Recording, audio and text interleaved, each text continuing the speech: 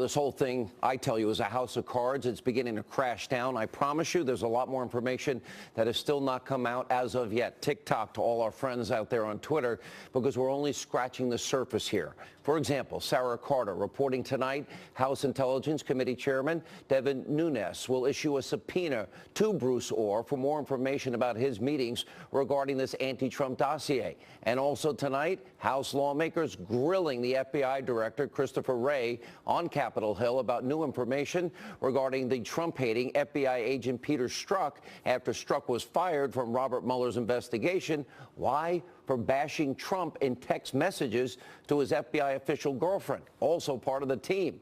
Now, before we show you the video, remember, Strzok signed the document that started the entire Russian investigation, and Strzok's team was assigned to handle the dossier when it was first given to the FBI. And Strzok oversaw the interview of former National Security Advisor Lieutenant General Michael Flynn, and he played a key role in the Clinton email investigation. This guy never slept, including, by the way, attending Hillary's FBI interview that was not under oath. He was also there at the interviews of Clinton's top aides, Uma Abedin, Cheryl Mills, who we know lied.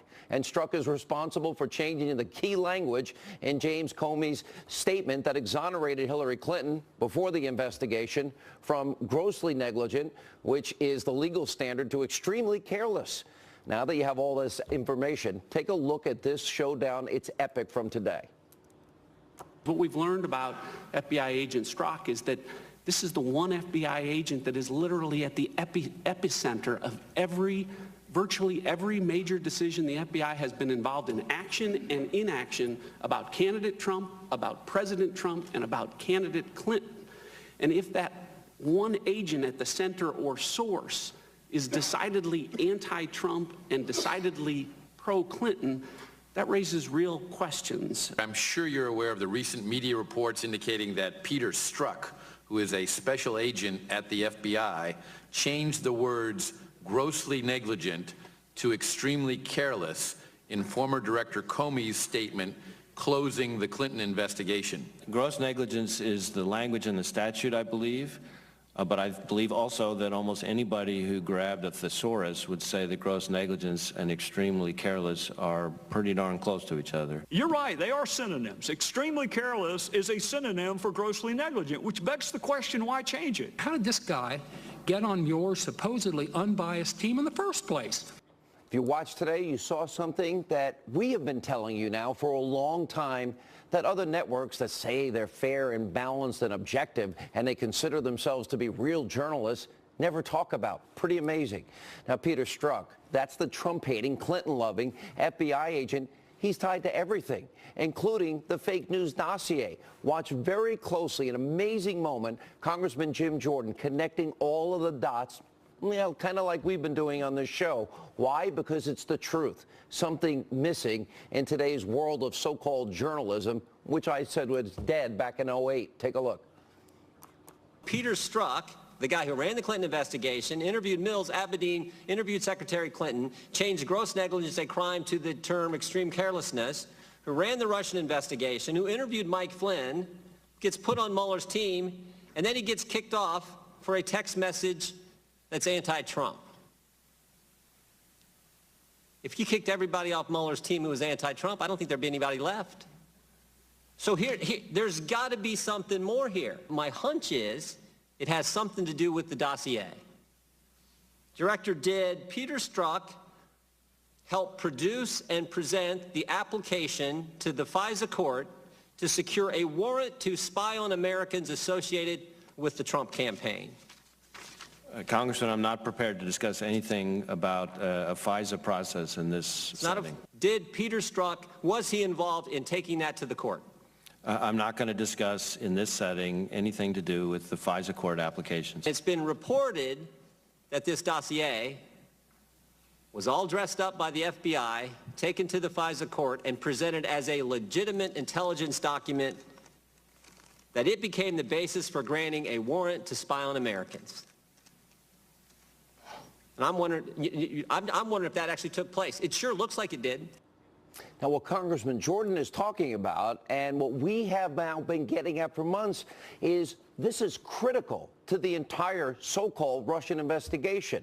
You got everybody in the liberal, mainstream, destroy Trump media trying to make this all about non-existent Trump-Russia collusion. It's been a year, no evidence, but they've all been missing the point and frankly deliberately misleading and lying to you, the American people. They're lazy and they're overpaid. It's pathetic. The big story in all of this is the growing possibility, yes, it's emerging, that the FBI used the Clinton bought and paid for Russian dossier to obtain a FISA warrant to spy on American citizens that were connected to candidate and then President-elect Trump. Now, that would be weaponizing the very powerful tools and using them against an opposition party in an election year. Now, let's be clear here. It's not a smoking gun quite yet, but it's coming. But that's all where the signs now are pointing to. We'll follow this every single step of the way. We're ahead of the curve. Please stay with us. And one more very important point.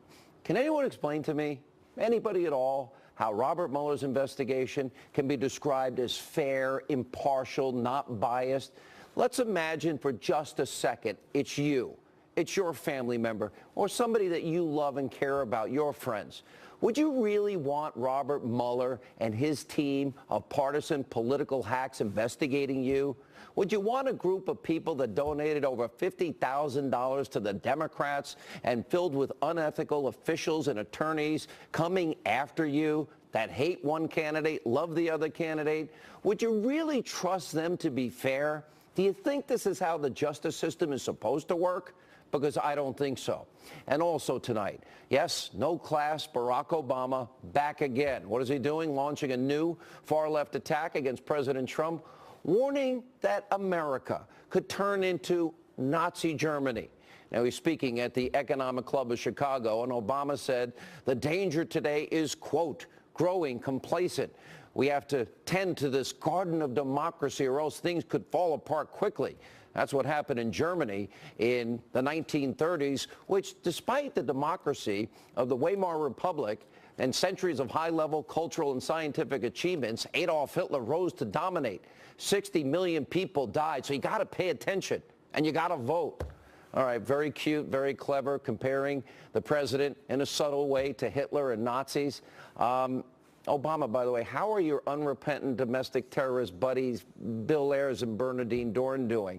Oh, and by the way, please send our best wishes to the Church of GD America and the Reverend Jeremiah Wright. Now, the former president is obviously sick, pathetic, and twisted in this obsession with President Trump. He's kind of like everybody in the media. And every single chance Obama gets, whether it be here or at home, overseas, doesn't matter, he's trashing, trying to undermine the president. Maybe he can't get over the fact that his record was atrocious. Maybe he needs to take his own advice and accept the results of the election. Okay, President Obama, Hillary lost. Time for you two to get over it. And by the way, I know this is probably impossible, but maybe try taking some notes from George W. Bush, because George W. Bush never criticized you, not one time after he left office, because he actually respected the office more and thought it was more important. Finally tonight, over at Conspiracy TV, MSNBC, Crazy Liberal Joe and his cohorts over at that network, well, they're at it again, now stooping to a new low, attacking and trying to discredit the president in a segment only Chicken Little could be proud of. Liberal Joe and his panel of never Trump-hating sycophants had a collective meltdown during some deranged and reckless speculation about the president's health. Watch this. He is clearly slurring his words. I don't know what the cause of it is. The question of his fitness, of his stability is in the air. At the beginning of the speech, before the slurring started, I said, Mika, look at him.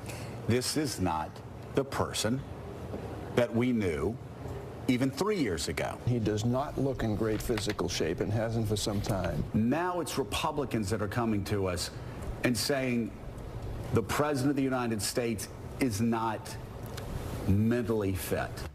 They're not mentally fit to host a TV show. There you have it. Armchair conspiracy psychology from America's most unhinged liberal morning show host and his band of merry Trump haters. It makes you wonder why Liberal Joe has so much rage and contempt for this president. Joe, you're kind of scaring us. I'll pay for therapy if you need it.